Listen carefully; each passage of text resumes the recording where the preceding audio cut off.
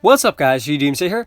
Today we're back again. In this video, I'm going to be showing you all the Vi match that got me up to Masters. So we finally did it, we got up to Masters, got through Diamond. It was quite a grind. Diamond is quite a hard elo to get out of, but we did it. Hopefully we can actually grind up to Grandmaster before the season reset, because if you didn't know, getting up to Grandmaster isn't too bad for Masters. I think it's like the shortest, like the least amount of wins that you need out of all the ranks. So hopefully we can get there. But if y'all want a full-on jungle guide with just everything that I know about the jungle and all the tips and tricks for the jungle, make sure to leave a comment down below and like and subscribe to let me know that y'all want it. Because I definitely can put that out there if y'all want to. And I can probably guarantee y'all that it's going to be like one of the best jungle videos out there, just because when I first started playing Wild Rift and I was searching up jungle videos, there really was like nothing for jungle. There's barely any content out there for jungle, so I thought I could definitely put something out there. But anyways, let's go ahead and get right into the match. Okay, we are back. And this match, we're going to be playing some Vi in the jungle. And the reason why I picked Vi for this match is because they actually put Kha'Zix first in the jungle. And Vi is probably my favorite hard counter into Kha'Zix. It just does so well into Kha'Zix. You can negate a lot of Kha'Zix burst damage with your barriers. Plus you have really good single target lockdown with your first ability and ult. So it works out very well, and like, I only pick Vi very situationally, and it works very well for me. Like, I think my Vi win rate is like 65% with like almost like 150 games. I used to be top 200 for Vi, but I fell out because I don't play Vi too much. But we're going to be doing the normal clear with red into blue. So one thing about Vi actually is that you have a very fast jungle clear. You can actually match Kha'Zix's jungle clear, which is very, very fast. So that's very nice. And you can match the gank potential too, and that's really why I like Vi into Kha'Zix. So over there now, I take the red, and now I'm going to the Raptors. So I want to talk about something over here. I want to talk about a cheese level 2 gank. So if you didn't know, taking the red buff alone will get you to level 2. So now I'm going to have my first ability, and I can start with my second or third ability, depending on what I want to do. So what the cheese level 2 gank is, if you start on the same side as the solo lane, what you could do is you can literally gank this lane at level 2. And the way that you decide if you want to do that or not is by looking at the minion wave. The minion wave will tell you exactly where the enemy will be positioned. Because look at where this wave is right now. It's gonna stay about like right over here. So that means that the enemy is gonna be relatively overextended. And with good junglers that have good gap closing, like Vi, Lee Sin, Wukong, that all have good gap closers, you can look for these ganks. And I don't go for it in this match, but I do it in some other matches. I actually don't think I've done it in any videos that I've put out so far, so hopefully I want to get that out soon so you all can see it. But if you can get this kill super early, it puts your laner super far ahead, and it really screws over the enemy. So it's if you do go for that gank and it doesn't work out, then you could just go into a one-sided jungle clear, just go for the golems and golems, raptors, and a scuttle on this side. But that's just something to keep in mind, because as you can see, the wave position, it's so important. In my opinion, when ganking a lane, the two most important things to consider are, 1, the enemy health, and 2, the wave position. Because the wave position will tell you exactly where the enemy is. Like, you can see that they're going to be a little bit overextended for the next wave. So I don't go for it in this match, but that's just something to keep in mind. So as you can see, like, look at how far out they are. If I wanted to go for that, I probably could have. And now I'm actually going to mid. So both of these laners are low right now. And something I want to talk about, going for this gank in mid lane, you definitely can, but keep in mind that the jungle rotation I'm doing blue to red side, the enemy jungle is most likely doing the same rotation. Especially with the Kha'Zix, because no, actually they didn't this match. I think they started blue actually. But a lot of times, a lot of laners will do, or a lot of junglers will do that, where they go from red to raptors and then work their way over. So I'm doing the exact same thing, meaning that the position I'm in, the enemy, quite often the enemy jungler will be in the exact same position. So if you do go for this gank, you have to be aware that there is a potential that the enemy jungler will show out from over here, because if they do go for that same rotation, then they might. But over here, I try and go for this. We force the flash, which is fine. I didn't burn my flash because I knew that they still had flash up. That's something to keep in mind, is that if you are going to be looking for these ganks, definitely be keeping an eye out on when they use their flash and not. So over here, T goes in, gets the kill. Now I burn flash. I know he doesn't have flash. He used his small dash thing, the jump thingy, so I know he doesn't have much escape. But Kha'Zix comes,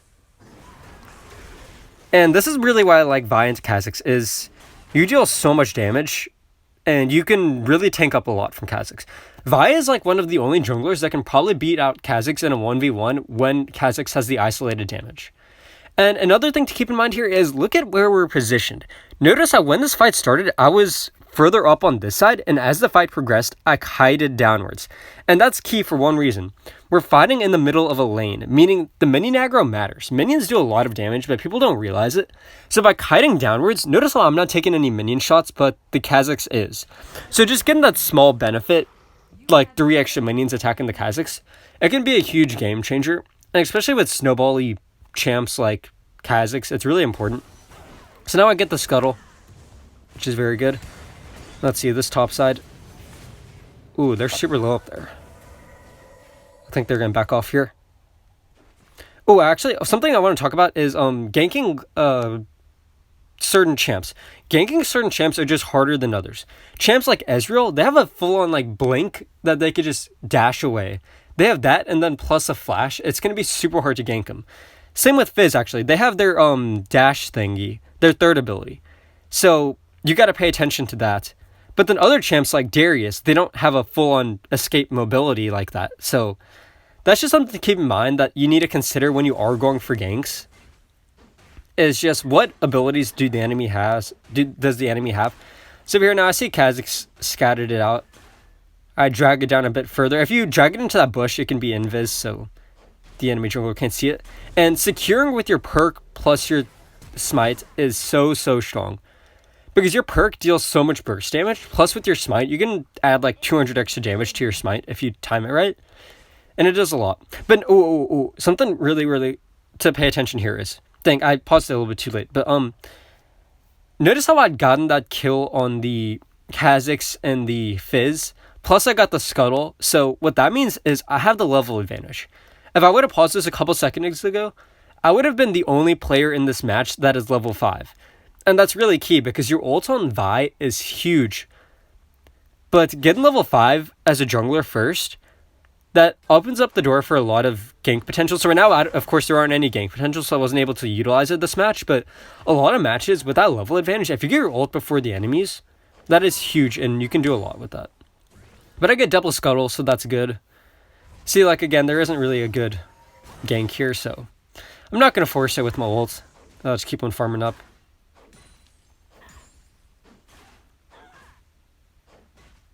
But I'm just going to clear out this side, and then I want to clear out this side before the dragon spawns, because I know once that dragon spawns, I'm going to be on the top side of the map, so I'm like, I want to take all this before I can.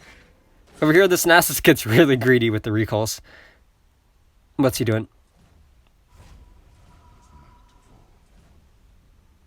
Oh, okay, I'm pinging him on my way now. I'm on my way if we want to go for this. I have my ult. I actually don't know if Darius has his flash or not right now. So that's why I don't just full-on ult and commit onto this. Because I was worried that Darius would just flash out. Either way, it's full health. I don't know if we could have killed him even with the ults. But I just help push this in and then get the reset and head towards drag side. Or no, I take the red first. And then I reset. Or what do I do? Nope, I'm actually going mid. Oh, okay. Oh, and the reason why I'm going mid, remember what I was talking about earlier, wave position. Look at where this wave is positioned. It tells you like exactly where the enemy is going to be positioned, because of course enemies are going to step up to farm. So if the wave is positioned over here, they're going to be super far overextended. And that's actually why I made the decision to skip the red and go to mid. And let's see if this pays off. Oh, it does. And the reason for that is that Fizz used their jump ability, and now I can go on to this. So let's see, was I able to pick up any kills here? I was not able to. Fizz is just going to jump over the wall. That's so unfortunate. But now we've forced out both their jungler and their mid lane, meaning we can rush this dragon. Diana should have just helped us clear this faster. I don't think they needed to reset here, but now I'm going for the secure. I get the smite and free kills. So making that play to skip the red buff was actually huge because we got the enemy mid recalled there. And that's big because being in that pit against a Fizz ult is that's a bad idea. Like, if somebody gets hit by a Fizzle and 4 of y'all are in there, that's gonna hurt. So that was really, really huge there, actually. Although we were not able to get the kill in. Whew! Look at that Fizzle, man, just completely deleting somebody. Oh, what's going on over here? A fight? Oh, I know Fizz doesn't have ult. I saw Fizz used ult, so I'm actually not too worried about this, because a Fizz without ult will not be able to kill me. So now let's see, I get 1 kill. The Alistar had already burned Flash to get over the wall. Now I'm just backing up here. I'm pretty sure I didn't know where Kha'Zix was. I think that was the worry. I didn't want to use my first ability and then have Kha'Zix jump out. So okay, so Kha'Zix is on the bot side. So your first ability, it's both an engage, a disengage, and like an escape for you. It's really like such a key ability for you. So using it carelessly can really screw you over because it's also an escape. And oh, what's going on over here? The Kha'Zix got away. But I'm just farming this up.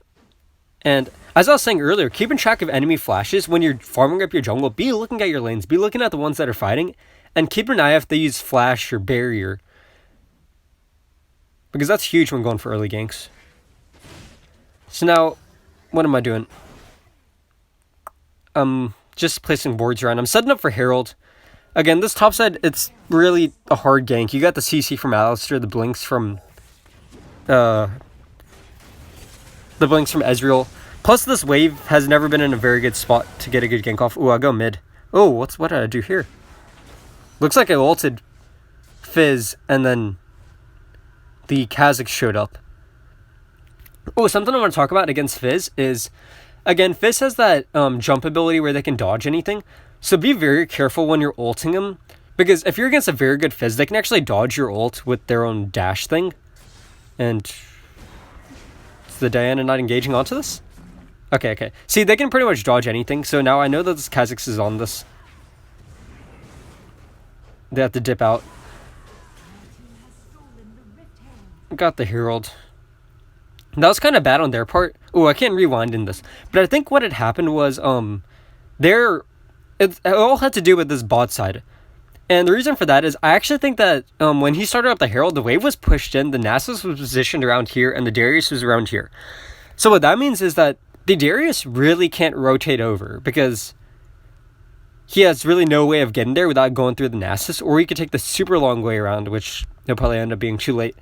So that was really, that's something to pay attention as a jungler. The priority in the lanes, especially when going for that Herald. A lot of times, if my Baron lane matchup is losing super hard, I don't even bother with the Herald. Because the Herald, it's a good objective, but it's not like game changing. It's not going to win you or lose you the game most of the time. So now I'm pushing this wave in. And let's see, the reason for that is, I want for the first turret. And that's why I placed this Herald here. Getting first turret is huge. It's worth 1,000 gold for your entire team. And that's if you get your Herald early and without any first turrets down. So as you can see, I'm trying to push this, but Darius has such good sustain. Let's see, what am I doing? Oh, I'm trying to dive this, actually. I dropped the turret aggro. That was super good on my part. Now I'm trying to get onto this Kha'Zix. And I gotta dip out of here. I don't know why I went back in there. We were not able to get the first turret, but we did get the kill there, which is alright. So, I did a very, very good job at juggling the turret aggro. And the reason why I knew I could do that, so I engaged with my first ability after... Oh, a key thing is that the Darius used their first ability first. Because their first ability provides them so much sustain and really screws over people when you're diving if you do get hit by it and they heal up. So I waited for that Darius first ability, and then I decided, okay, maybe we can dive this now. So I went for the dive, I got the knock up, dealt a bunch of damage, and then I took a bunch of turret shots there, but I can't keep on taking turret shots because I'm going to die. The Nasus needs to take his part. So now me and the Diana are both rotating to this top side. Let's see what we could do here. What are we going to go on to? Let's see. I just go for the Alistar. Remember I was saying Israel is just such a hard gank just because flash plus a dash, they can get from there to there right away. So we did get the Alistar. Ooh, and that's really, really bad. Dying at the time when a dragon spawns, that's not a good idea. So over there, luckily the Leona was hit by the Fizz ult. I get the smite. Now we're just picking up these kills. Now I ult the Israel. I know the Israel had burned their flash earlier, so that wasn't too bad. Then I'm saying this, I'm watching out for the Darius hook. You don't want to get Darius hooked over these walls. Yeah, I think I just dip out of here. the Alistair. I have my entire team to cover me, so we're good. But still, actually, there's been no first turret yet, and we've been trying really hard. We're getting these turrets low. Oh, actually, I think we're going to get topside here. Are we? Yeah, we should be able to, I believe. Let's take a look. Oh, Israel tried to wave. Oh, dang, we aren't. All right, so this first turret is still up. Oh, and over here, I see this Darius is here. Oh, and that's why warding is so important. I caught him out with this ward. That's why I knew he was coming down the river. So I go for this engage. I don't even have to ult this, actually, at this point. Oh, wait, actually, dang. Oh, I didn't have ult, actually. Dang, that Fizzle completely destroyed me. Yeah, see what I was talking about for Fizzle? When nobody's going after this. They're going to chase that for a while. Ooh, let's see if Diana can turn on to this. Okay, that's why I didn't ult. I didn't have ult. It wasn't that I chose not to ult. I probably would have ulted just so Nasus can catch up too. Buy us some time, but... they're still chasing this Fizz.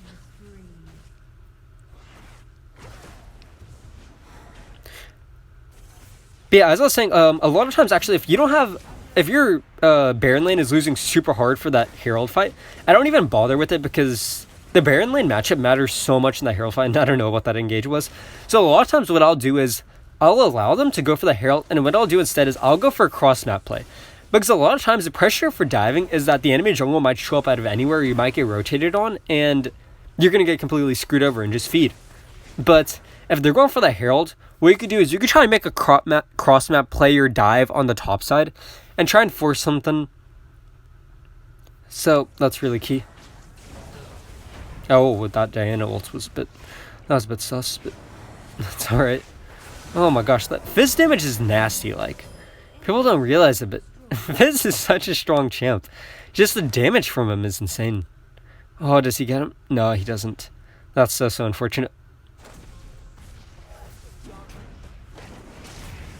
Oh, nice. Okay, now they got the Fizz. Oh wait, what am I doing? What am I doing? Yo, what was I up to? Did I get a turret or something? Oh, see, this is the same thing again. The turret diving. It's key to avoid getting hit by that first ability from the Darius. I literally went in with my first ability, and then if you didn't know, when you get 5 stacks on your second ability, if you played Vi, after you get like 5 basic attacks, you can use your second ability, and it gives you extra movement speed too. So what I did was, I used my first ability to engage, I got a bunch of damage, I got enough to where I got the 5 stacks on my second ability, then I used it to get the barrier and drop the turret aggro for a bit, and in that time, the Darius used all of his abilities, and then right after he used all of his abilities, like his first ability and everything, then I re-engaged with my ult because it's also a very good gap closer.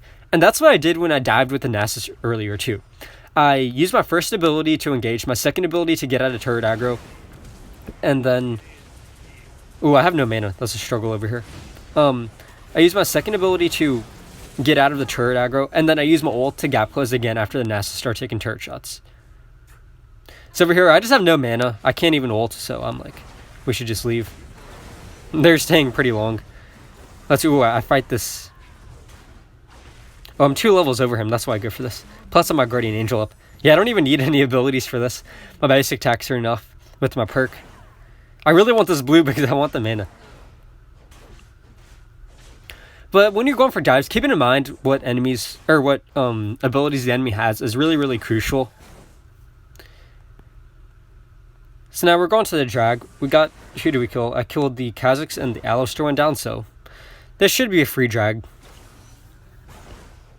But again, if y'all want that jungle guide with like a bunch of key points I was talking about, like the level 2 gank, the rotating cross map plays, all that stuff and much, much more, make sure to leave a comment down below that y'all want it. Because those guides do take quite a bit of time, and hopefully I can put out something good because I have not seen many good jungle guides or anything for Wild Rift.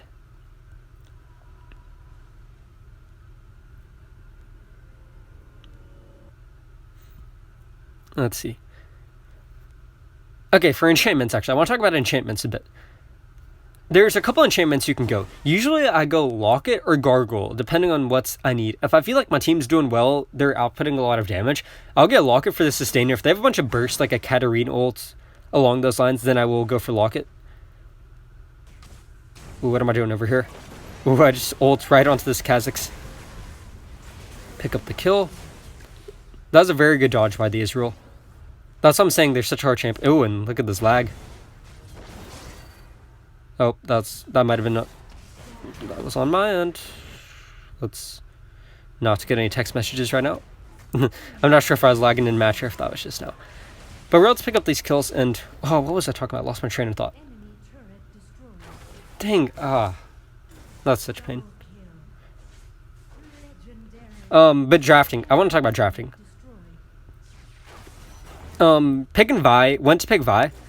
Picking Vi into the right comps is very, very key because the point of Vi is single target lockdown. You have your first ability, your ult, you find a target that you don't like, and you just destroy them. So, you don't want to pick Vi into super tanky comps because you can't lock down tanks really real well. And that's why, if you watch my videos for a while and you see my Camille video, that's why I say I like Camille into Vi, because you're super tanky on Camille, you have your perk, you have the extra movement speed from your first ability, your hook shot to escape, your ult to dodge damage and to just ult people, and you're super tanky, and it's very hard for a Vi to lock you down, and just champs like that, don't pick Vi into them, just because it's super hard to lock them down. But like into Kha'Zix, Evelynn, Fizz, Ezreal, it works very, very well. So now notice a key thing is I did not just use my ult. I did not just run out there and ult him. And the reason for that is gap closing on Vi is huge. Notice how what I did was I engaged with my first ability and I engaged for as long as I could, and then once they created some distance, once they got away, I used my ult to gap close again. Like, notice how I was able to stay on top of him that entire time. Oh, and that's something I gotta pause this for now before the match ends. And that's something I want to talk about actually. For that level 2 gank I was talking about earlier, they're gonna have flash up. That is key. So if you do go for that gank on a champ like Vi, Wukong, what you need to do is you need to run out there, go for the basic attacks first, and then after they flash, then use your gap closing ability, such as your first ability on Vi, third ability on Wukong. Or else if you just use that first before the enemy flashes, then you're going to use your first ability on Vi, for example, they're going to flash out, and then how you're going to get back onto them, you won't be able to, really. Unless you try and burn your own flash, but you don't want to be doing that, so...